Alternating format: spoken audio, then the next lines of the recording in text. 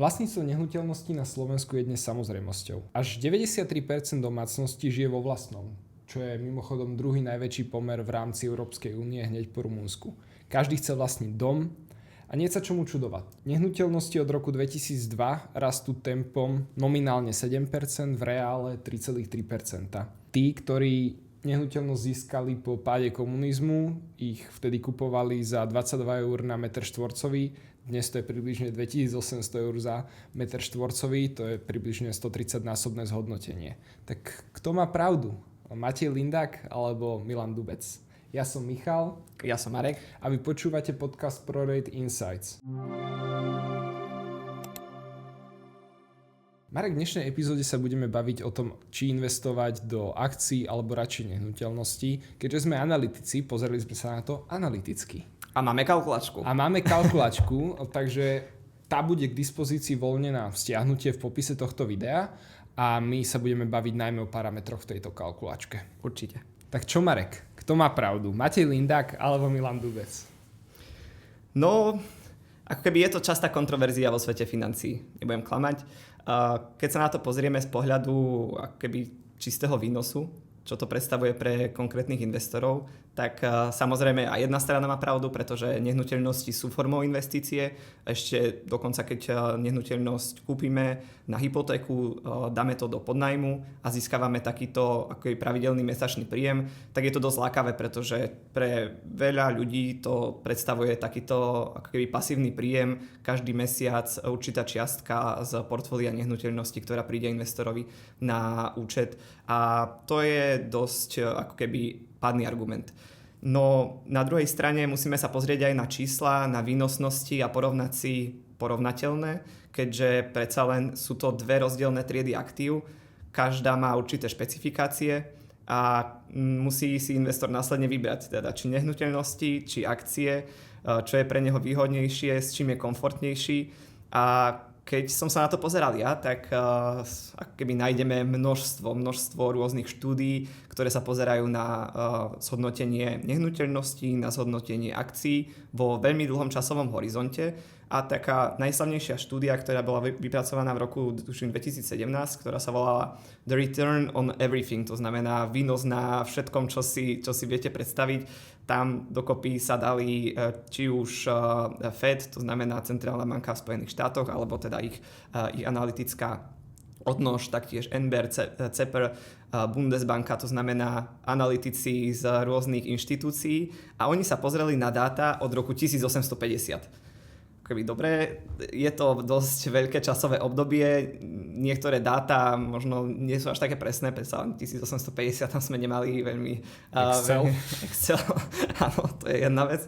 A druhá vec, tie dáta bolo potrebné pozbierať a treba to brať s určitou dávkou nejakej, možno ani nie že kontroverzie, ale skôr, že nejakej odchýlky. To znamená, že nemusí to byť úplne 100% presné, ale s čím prišli, tak je celkom fascinujúce, a s tým, že nehnuteľnosti od roku 1850 v 16 rôznych krajinách, to znamená, nejde iba o Spojené štáty americké, ide o 16 krajín rozvinutých, a ukázalo sa, že nehnuteľnosti rástli tempom 11,2% ročne. Ku porovnaniu akciové indexy v reprezentatívnych krajinách, keď si to dáme všetko dokopy, tak rástli 10,8% ročne. To znamená, že tu na očividne nehnuteľnosti vychádzajú o čosi lepšie. A ten rozdiel je minimálny, nie? No je minimálny, ale keď sa pozeráš na 170 rokov, tak a 1% ti potom vo výslednej sume môže spraviť proste, ja neviem, 90% majetku. Nemám to úplne spočítané, verte to odhadovo, ale ten rozdiel je tam dosť výrazný. A čo je ešte výraznejšie je, že keď sa pozeráme na investície, tak nepozeráme sa len na to, aký je očakávaný výnos. Áno, samozrejme, to je proste primárna informácia pre investora, ale taktiež sa pozeráme na to, že aká je odchýlka okolo toho očakávaného výnosu. Čiže pri akom riziku? Pri akom riziku sa na to pozeráme. Štatisticky počítame niečo, čo sa volá smerodajná odchýlka, to znamená, aké je to odchýlenie od toho priemeru, či už nahor alebo nadol, to znamená, riziko je aj na strane potenciálneho poklesu, ale aj na strane potenciálne vyššieho výnosu. A zistilo sa, že nehnuteľnosti majú smerodajnú odchýlku 10,7% ročne, zatiaľ čo akciové investície až 23% ročne. To znamená, že tu vychádzajú nehnuteľnosti úplne perfektne. Takže áno, teraz už je čas možno trošku favorizovať tým investíciám do nehnuteľností ako lepšia alternatíva ku akciám. No na druhej strane treba povedať aj druhú vec, že keď sa pozrieme na nehnuteľnosti, tak my si nedokážeme kúpiť teraz 450 bytov po celom svete, ktoré automaticky sú prenajaté a investori z tohoto poolu získavajú určitý cash flow, to znamená tú nejakú pravidelnú rentu. A keď sa pozrieme na akcie, tak v súčasnosti, dobre, v roku 1850 to asi tak nebolo, ale dokážeme proste jedným klikom nakúpiť ETF fond, ktorý drží široko diversifikované akciové portfólio. To znamená, nemáme tam to riziko, že jednej firme sa teraz nebude dariť, pretože ostatné firmy to veľmi ľahko dobehnú. No pri nehnuteľnostiach toto urobiť nemôžeme a keď vstupujeme do investície do nehnuteľnosti, tak zrazu tam máme to keby super pojem idiosynkratické riziko. To znamená, že riziko tej danej nehnuteľnosti konkrétnej. To znamená, nevieme, akých budeme mať susedov, nevieme, čo sa bude diať v okolí, môže tam byť akákoľvek nejaká nová výstavba, fabrika môže pribúdať, ubúdať, to znamená, môže sa tam meniť práve to lokálne rozloženie a ten lokálny dopyt následne bude vplývať aj na tú finálnu cenu nehnuteľnosti do budúcna. Taktiež máme tam rôzne riziká do budúcna, čo sa týka či už reinvestície. Koniec koncov, keď nám príde pravidelný mesačný príjem, tak musíme sa nejak rozhodnúť, že čo s tými peniazmi urobíme. Opäť do nehnuteľnosti to vložiť nevieme, pretože keď nám príde 1000 eur mesačne, tak veľa bytov si za to nekúpime. Taktiež musíme brať do úvahy, že sa môže zmeniť legislatíva. Predsa len daň z nehnuteľnosti u nás na Slovensku je pomerne nízka. Ale keď sa pozrieme napríklad do Spojených štátov, tak je to takmer 1% z hodnoty nehnuteľnosti každý rok. Takže to sú ďalšie nejaké potenciálne faktory, ktoré vstupujú do tej rizikovosti. Samozrejme, legislatíva platí aj rovnako pre akcie, nielen pre nehnuteľnosti. Ale keď už dávame porovnateľné do porovnaní a porovnáme si burzovo obchodovateľné tzv. REIT fondy, to už sú tie fondy, ktoré dokážeme nakúpiť v aplikácii jedným klikom, a máme zrazu nehnuteľnosti, ktoré sú z rôznych sektorov, či už je to sektor zdravotnícky, to znamená vlastne nemocnice, či už je to sektor práve toho retailu, to znamená vlastne rôzne byty, môžu vlastniť parkoviska, priemyselné parky a tak ďalej. A keď sa pozrieme na široko diverzifikovaný takýto index, tak tu už to vyzerá tak, že práve tie akcie ako široko diverzifikované portfólio všetkého, tak vychádzajú o čosi lepšie ako len konkrétna expozícia do tiež široko diverzifikovaného portfólia, ale iba čisto nehnuteľnosti. Tu máme však limitované dáta, vieme ísť len do roku 2008, keďže ETF fondy ešte do takej histórie ďalekej nesiahajú, ako je rok 1850. A taktiež porovnávame porovnateľné, to znamená, všetko je burzovne obchodovateľné. Investori na to pozerajú, takže očakávajú rozdielny príjem z prenajmu, rozdielny príjem z akcií, taktiež zaceňujú aktuálne rôzne rizika, či už je to úrokové riziko, či už je to tržné riziko, takže tu už dávame porovnateľné do porovnania, ako som spomínal, tak akcie vychádzajú o čosi lepšie. A čo je ako keby ešte jedno porovnanie, ktoré sa častokrát vyskytuje, a to je páka, to znamená, že čo si dokážeme požičiať. A tu pri tých REIToch a porovnaní s akciami, tak je to veľmi podobné, to znamená REITy operujú s nejakým dlhom a rovnako akcie operujú s nejakým dlhom, takže opäť to porovnanie je veľmi Toto presné. vysvetli. Čo znamená operovať s dlhom v tomto ponímaní? Keď sa pozrieme na REITy, tak tie taktiež majú na svojich balance sheetoch určitý počet dlhu. To znamená, napríklad operujú, že 50% kapitálu je od investorov, 50% kapitálu je od bank, od rôznych investorov, ktorí držia dlhopisy. A rovnako to je aj na strane akcií. Konkrétne firmy, spoločnosti majú tiež určitú súvahu a na tej súvahe majú taktiež jednak dlh, ale taktiež aj vlastný kapitál. To znamená, tu opäť sa dostávame už do toho porovnateľnejšieho porovnania, ako keby sme si zobrali iba jeden byt, napakujeme sa na hypotéke, ktorá tvorí 80% nášho celkového majetku a oproti tomu si zoberieme napríklad investovanie do akcií, kde máme proste 100% nášho vlastného kapitálu plus ešte nejakú tú páku na tých firmách. A čo si ja kúpujem, keď si naozaj kúpujem ten REIT? Že to si kúpujem podiel v nejakej firme, ktorá vlastní tieto budovy, alebo je to podiel v developerovi, že tomuto napríklad ja nerozumiem. Že hovorí, že to je nejaký fond, ktorý obchoduje nejaké ETF-ko, ale čo si naozaj kupujem? Je to fond, REIT je zákonne daný, to znamená, že keď firma sa rozhodne mať takúto štruktúru, tak má nejaké povinnosti. A to znamená, že na svojej súvahe musí mať v aktívach nehnuteľnosti, napríklad akékoľvek, ktoré si dá v tých stanovách. Tie REITy sú rôzne, či už, ako som spomínal, zdravotnícke, to znamená vlastne nemocnice a prenajímajú ich. Taktiež sú REITy, napríklad vlastne to Timber REIT, to znamená spoločnosti, ktoré vlastnia pozemky, na ktorých pestujú drevo, alebo v podstate stromy a to drevo spracúvajú, to drevo predajú a následne z toho má príjem už ten rentier alebo práve ten, čo do toho fondu vložil cez svoj kapitál. A majú nejaké zákonné požiadavky, a to napríklad, že tuším 80% musia distribuovať investorom v podobe dividend, to znamená opäť tu nám máme ten už pravidelný cash flow, ktorý je známy z nehnuteľnosti a takéto schránky alebo takéto profesionálne spravované portfólia nehnuteľnosti, tak spravuje už aj nejaký manažment, má s tým nejaké náklady a to všetko už je vlastne zahrnuté práve v tej cene. Takže to je porovnanie porovnateľného a nemáme tam žiadne nejaké skryté náklady, ktoré sa nám môžu ukázať proste v budúcnosti. To, čo ja vnímam, je rozdiel v likvidite. Vieš, že keď si kúpiš niekde nejaký dom napríklad, tak nevieš si ho zobrať do vačku, keď potrebuješ odísť, nevieš ho rýchlo predať, takže čelíš nejakému riziku likvidity. Takisto to nie je pri akciách, takže toto je asi niečo, čo by sa malo spomenúť. To je určite pravda. Pri tých REIToch to tak nie je, pretože likvidita je zaručená tým, že je to tržne obchodovateľné. Dokážeme to zlikvidniť behom pár minút, pár sekúnd, pár milisekúnd teda už v súčasnosti. A pri tých nehnuteľnostiach, ako keď vlastníme fyzické aktíva, tak samozrejme tá likvidita tam je zohľadnená. A práve z tohoto dôvodu následne vidíme aj rozdiely. Je to rozdielna investícia, je to rozdielný asset class, každá má špecifické rizika. Riziko likvidity je jedným pri nehnuteľnostiach a z tohoto dôvodu musia mať rozdielny výnos, keďže majú rozdielny rizikový profil. A práve preto je tá kontroverzia vo financiách taká výrazná. Lebo proste porovnáme niečo, čo nie je úplne až tak porovnateľné a keď si to dáme do porovnania ako jablka s jablkami, ako s tými REITmi, tak následne už to vychádza v prospech akcií.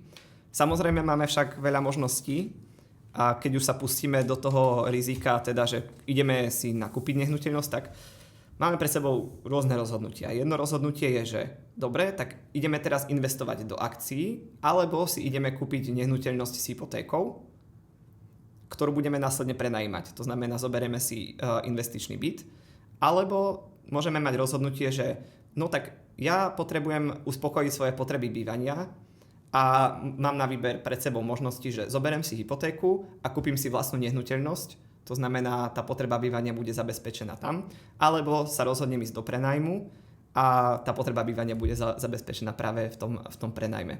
A to znamená, to sú dve rozdielne scenáre, ktoré si dúfam dneska preberieme a ktoré treba zohľadniť a nemusí to byť stále úplne také jednoznačné, ako sa na prvý pohľad zdá. Skúsme si to ale teraz namodelovať. Predstav si naozaj, že by som išiel investovať do nehnuteľnosti alebo do akcií. Ako to naozaj vychádza, keď to namodelujem? Modelovanie je pomerne komplexné a predsa len je to model, takže trošku dávku ako keby tej soli tam treba do toho vložiť. Ale keď sa na to pozrieme, tak musíme si povedať nejaké tie základné parametre, ktoré do toho vstupujú. Takže jedna otázka je, že či ideme kupovať s hypotékou alebo bez, či budeme tú nehnuteľnosť následne prenajímať alebo nie. A teraz akou formou budeme reinvestovať ten cash flow, ktorý nám prichádza. Keď sa pozrieme na nehnuteľnosti ako investíciu, tak vychádza to skôr z našej kalkulačky tak, že pokiaľ idete kupovať s hypotékou, tak je to veľmi podobne porovnateľné ako investovanie do akcií. Na druhej strane, keď sa rozhodnete dávať 100% vlastný kapitál do nehnuteľnosti, tak to porovnanie už vychádza o čosi horšie. A tam akcie sa javia ako výrazný favorit, keďže majú vyššiu očakávanú výnosnosť. S tým, že áno, super, ten research paper Return on Everything nám ukázal, že môže byť tá výnosnosť vyššia, ale na druhej strane oni tam brali diverzifikované portfólia, ako som spomínal, častokrát mali implikovane kalkulované náklady, ktoré nemuseli úplne reflektovať tú skutočnosť a taktiež nebrali množstvo vecí do úvahy, ktoré do toho vstupujú, takže keď si dáme ten očakávaný výnos, napríklad 2 až 3% pri nehnuteľnostiach nad rámec inflácie, oproti očakávanému výnosu na akciovom portfóliu, ktorý je v okolí 5 až 6% nad rámec inflácie, to je pomerne ako keby dobrý odhad aj v súčasnom prostredí, tak predsa len to vychádza o čosi lepšie na tom akciovom portfóliu.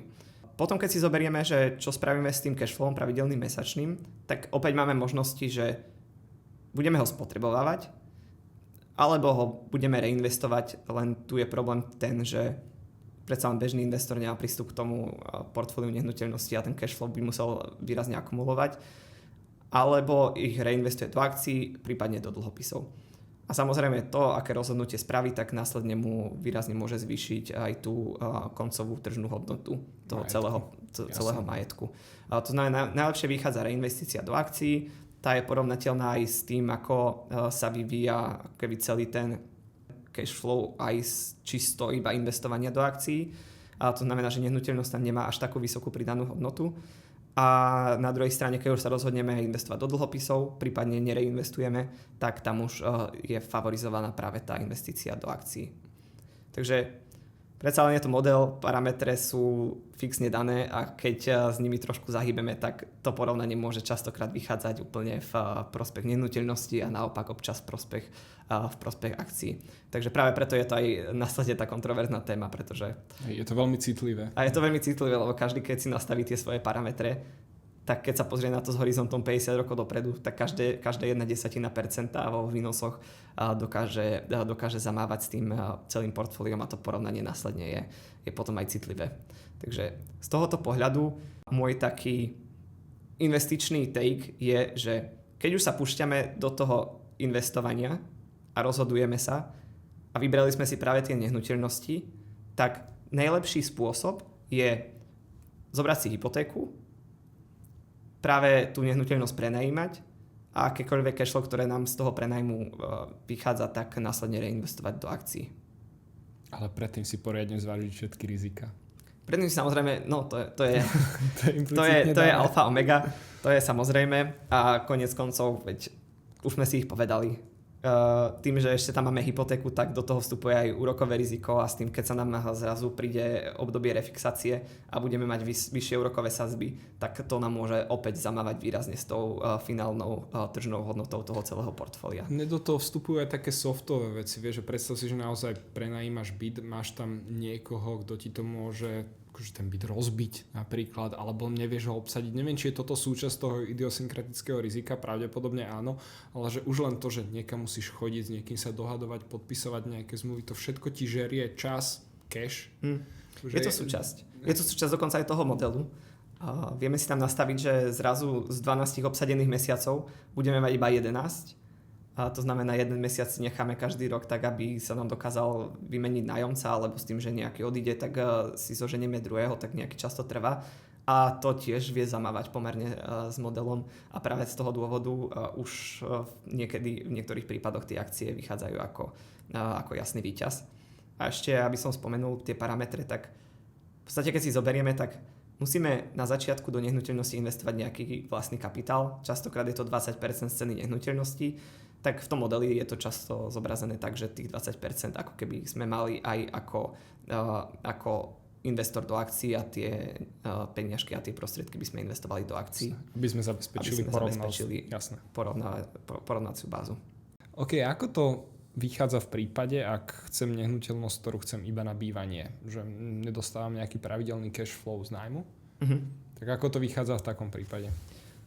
Opäť model, to znamená je citlivý na vstupné parametre, ale v slovenskom prostredí to väčšinou vychádzalo, že je lepšie zobrať si hypotéku a vlastniť nehnuteľnosť.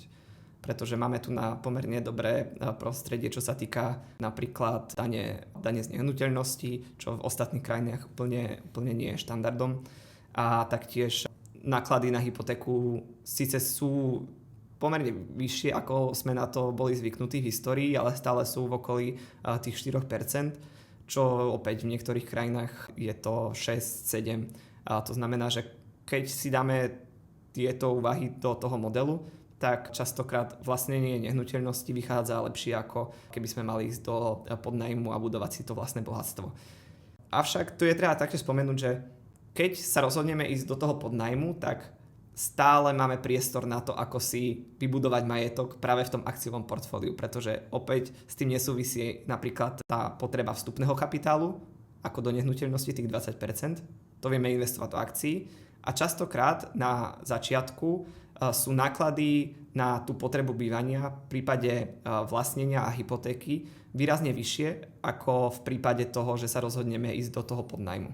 To znamená, že v začiatkoch, keď tie náklady sú nižšie, tak dokážeme v podstate, aby sme zabezpečili porovnateľnosť toho modelu, ten zvyšok tých nákladov investovať do akcií.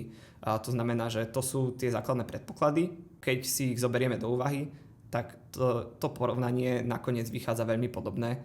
A to znamená, že nehnuteľnosti majú iba nejaký menší edge, to vlastne nehnuteľnosti. Čo sa ešte týka tej hypotéky versus akože ísť do podnájmu, tak hypotéka je z pohľadu toho zabezpečenia potreby bývania veľmi výhodná, pretože ten model zabezpečenia potreby vlastného bývania, to znamená, že či sa rozhodneme bývať vo vlastnom s hypotékou alebo sa rozhodneme ísť do nájmu, tak je potrebné povedať, že keď sa rozhodneme práve ísť do tej verzie s hypotékou, tak keď sa pozrieme na to z pohľadu toho, že aké sú náklady na hypotéku, tak oni sú stabilné v čase.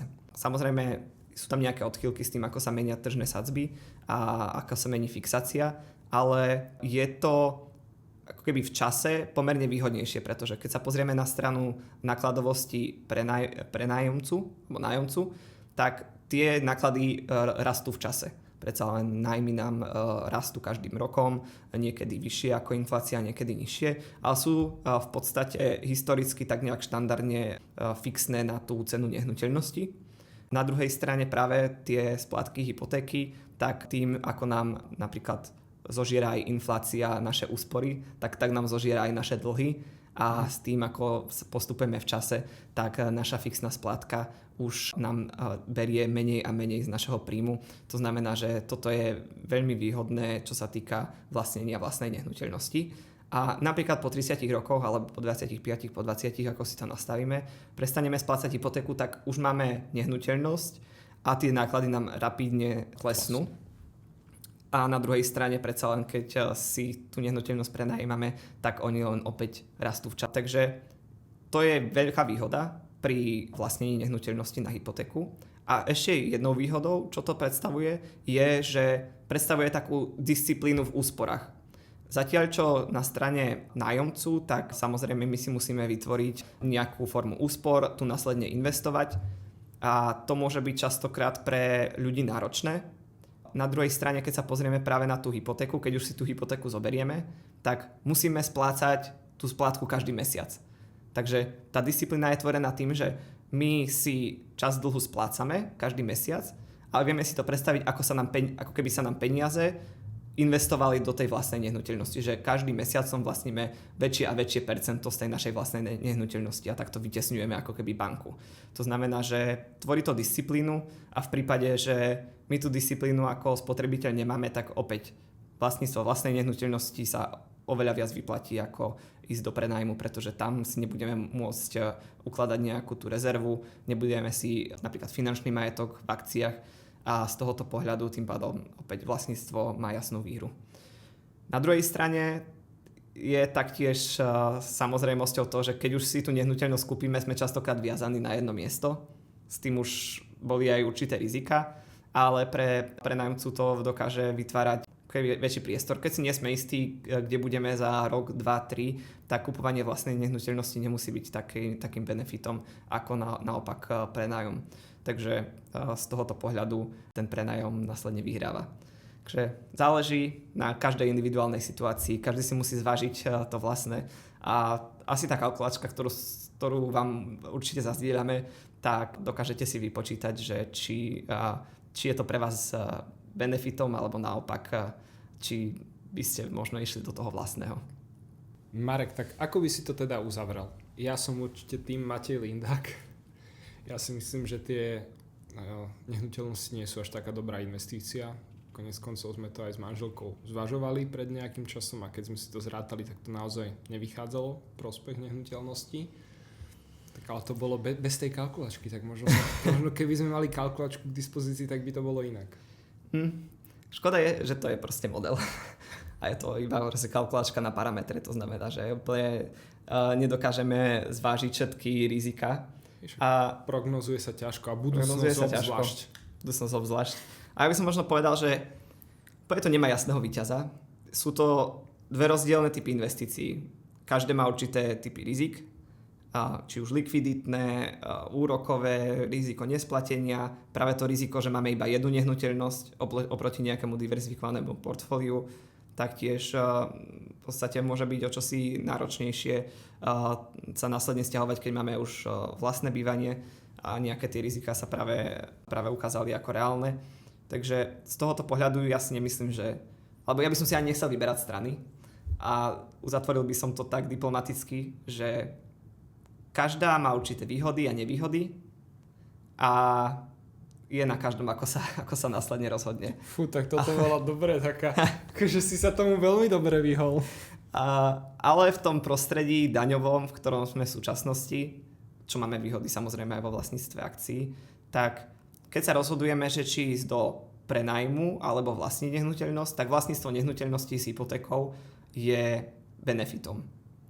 A na druhej strane samozrejme, keď k tomu nemáme aj tie požiadavky, že sa chceme pravidelne stiahovať nejako, tak to už tá kalkulácia ide úplne mimo a potreby sú niekde inde. Ale keď zoberieme to, že či investícia je lepšia do nehnuteľnosti, do investičnej nehnuteľnosti versus do akcií, tak tu by som bol skôr tým investovanie do akcií. Keďže obidve majú charakter dlhodobý, ale následne nehnuteľnosti majú pomerne výrazne vysoké rizika. A keď sa pozrieme aj na burzovo obchodovateľné nehnuteľnosti alebo tie REITy, tak tam to porovnanie vychádzalo o niečo horšie v prospech. Takže asi takto by som to tak nejak zhrnul. Ale čo je nebezpečné podľa mňa z môjho pohľadu je práve ten narratív, že ako si budovať majetok prostredníctvom dlhov a tvorením si portfólia nehnuteľnosti, pretože tým, ako my dokážeme s tou jednou nehnuteľnosťou a hypotékou pracovať tak, že ten príjem z prenajmu si dáme do príjmov a zrazu sme bonitnejší pre banku a dokážeme sa viac zadlžiť, tak áno, na jednej strane nám proste rastie ten majetok s tým, že máme viac a viac nehnuteľností, ale na druhej strane nám rastie aj ten dlh, ktorý môže byť v časoch nebezpečný. Pretože môže sa stať, že budeme mať nesúlad cashflow a už sa zrazu dostávame do výrazných problémov, ktoré... Alebo príde korekcia mierna a páka spraví tiež svoje. A taktiež môže prísť korekcia, ktorú sme takú výraznejšiu nevideli od roku 2008, kedy vlastne nehnuteľnosti stali na mieste na Slovensku takmer 10 rokov.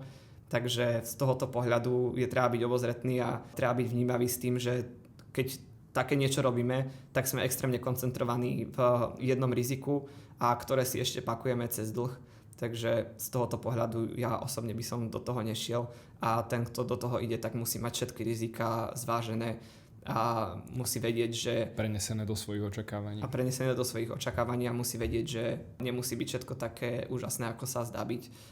A konec koncov, aj keď akcie rastú, tak vidíme kopec investorov, ako investovali do individuálnych akcií a zrazu ich majetok je 10, 20, 30 násobný a prezentujú sa ako budúci Warren Buffett. Ale následne príde akákoľvek korekcia a ich bohatstvo dokáže vymiznúť. Tak ako to je na akciách a výbere individuálnych akcií, tak podľa mňa z toho pohľadu je to tak aj na nehnuteľnostiach a výbere individuálnych nehnuteľností.